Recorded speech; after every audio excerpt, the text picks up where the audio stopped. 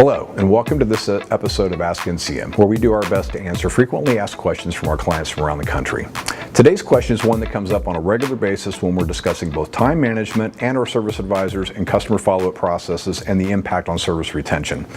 Should we have a service business development or customer care center, a BDC, and what are some of the potential benefits and pitfalls of this business model?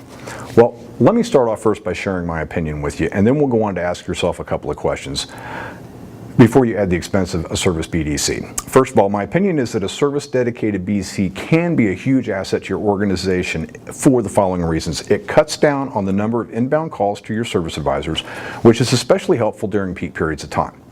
BDC personnel can usually be trained and monitored more closely to ensure that you're getting quality interaction with the customers, they're asking the right questions, they're using word tracks and scripts that you put into place. A BDC can also be used to support existing operations by freeing up time for our frontline staff, particularly our service advisors, to spend more quality time with the customers, which results in additional revenue and sales per customer. The pitfalls, though, that you need to consider are the following. You're going to be adding expense to your likely already maxed out personnel budget. The second is that if your BDC is not structured properly and it's not designed to be a selling component of your service department, it will not produce additional revenue and your expenses are going to go up exponentially. And if the culture in your store, your service advisors, or your existing customer base are not completely tuned into the change process, you'll be fighting an uphill battle trying to make it a success. So when you evaluate this need, I want you to ask yourself a couple of those questions.